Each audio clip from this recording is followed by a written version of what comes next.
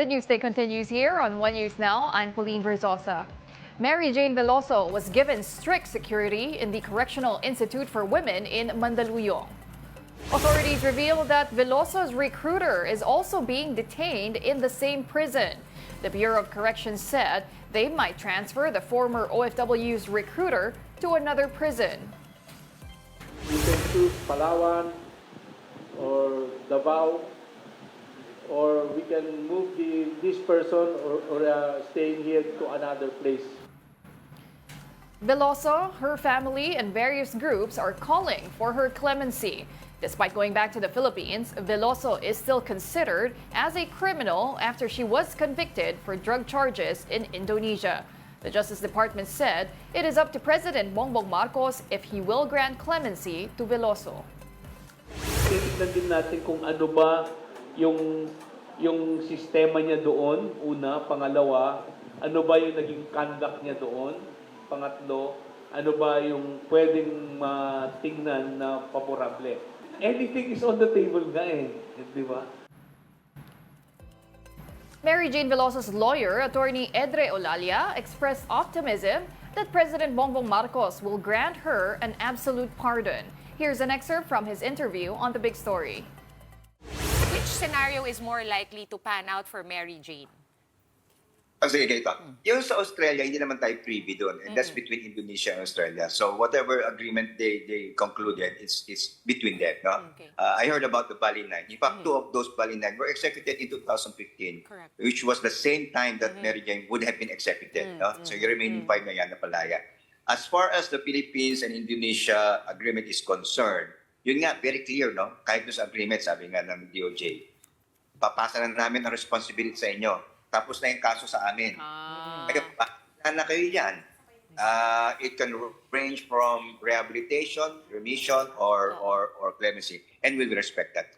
Ngayon, what is down the road? How will it unfold? No? Ano yan? Kasi ang position naman namin is absolute pardon. Ang absolute pardon po is one type of clemency. Ang clemency po is the general term, generic. So it can range from amnesty, pardon, either conditional or absolute, commutation, rescission, or reprieve. Alam mo yung 2015, yung temporary reprieve, that is a form of clemency by Indonesia. Kasi di ba suspend yung execution? Yes. Pero dito, dahil wala tayong death penalty, syempre out of the question yon. So ano mangyayari dahil walang death penalty?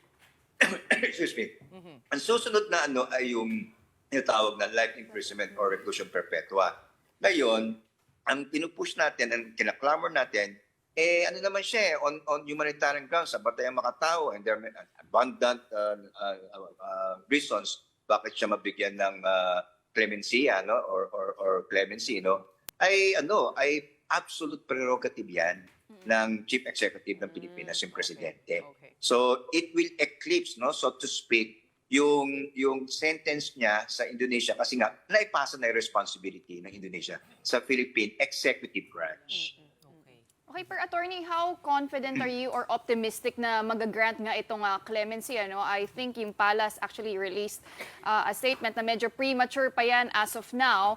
And alam naman natin, hindi yan pwedeng mangyari agad-agad, lalo na exchange nga lang ng prisoners. Right now, is there a way to tell when is it going to happen? Is it going to happen? Do you have any reason to believe na mas magiging sympathetic ang administrasyon ni President Marcos? Well, there's no crystal ball, so to speak, when it's going to happen, so to speak. But we are quite confident, and this confidence is grounded on several factors, well, I have not met a Filipino, friend or foe, who has two brains about it. That huwag niyo nabigyan ng clemency. If there are, then they are very rare. So nandun nanggagaling yung confidence. In other news, the House Quad Committee has recommended charges against former President Rodrigo Duterte. These include charges for crimes against humanity in connection to his administration's drug war. The panel also wants charges filed against Senators Bongo and Bato de la Rosa.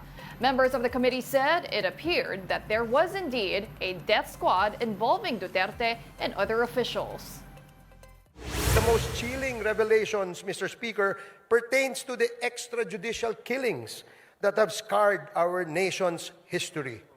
The investigations brought to light a harrowing narrative of abuse of power and institutional impunity during the Duterte administration. Now for the weather, Kerubin has dissipated into a low-pressure area. It was last spotted some 245 kilometers east of Surigao City, Surigao del Norte. Pag-asa is not ruling out the possibility of the LPA developing into a cyclone again. For now, the LPA is bringing scattered rains over Visayas and Mindanao. Rains are also expected over Bicol region and Quezon due to the shear line. Amihan will also trigger rains over Luzon, including Metro Manila.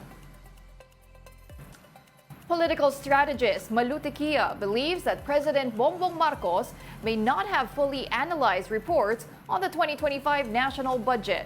Here's an excerpt from her interview on The Big Story. What would you say would be your reaction when this came out? Ano mga napansin mo? Well, sa budget, I was so shocked because health and education is the number one mandate from the Constitution, and health is because of the Universal Health Care Law. It covers all Filipinos. So to put zero on the subsidy, I don't think that can even be vetoed. Tama yung reporter nyo, they should go back to the BICAM and settle those issues because if the allocation is zero, there is nothing to veto. So, a very transactional budget. It tells you there's so many funds that are being used for purposes other than what is required by law. So, from the NEP, it would show that on the second year, last year, the NEP was set aside and there's a huge unprogrammed fund. Today, it's the same, but it's worse because of what they did with PhilHealth and DepEd as well as DPWH. Malu, a lot of pundits are also saying this is a, kumbaga, quote-unquote, it's an insult to the president, no? Because as a chief executive, siya talaga yung may alam nung cash flow natin, kung saan ba dapat ilagay yung pera. All the reports go to his office, and kumbaga parang naetsapuera yung spending plan na pinropose ni President Marcos. Another shocking thing for me was his reaction, which was not so mad. What did you make of that? Yes, Sean, I agree with you. I mean, if you're as the chief executive officer, whenever financial statements are being made and submitted to you, you always look at the sources of fund, the revenues. Is there a shortfall? We have a 15 trillion debt. And the revenues are really very short. That's why they keep saying on the fiscal space that is needed. But here you see that there is a lot of leeway given to Congress, even to increase the. I don't know for what they increase the budget for the House and the Senate. And then there is that 340 billion insertion in DPWH. So this is not fiscal restraint, it's really greed because of the way the allocation have been made, setting aside the national expenditure program of the president and the SONA directives that were given. This year's UP Lantern Parade showcased large and colorful floats with socially relevant messages. With the theme of reflection and seal, colleges in UP Diliman paraded their bright lanterns while raising national issues in the country. Some of them were focused on territorial disputes, freedom of knowledge, censorship, and agriculture, among others. The annual event was open for everyone to see.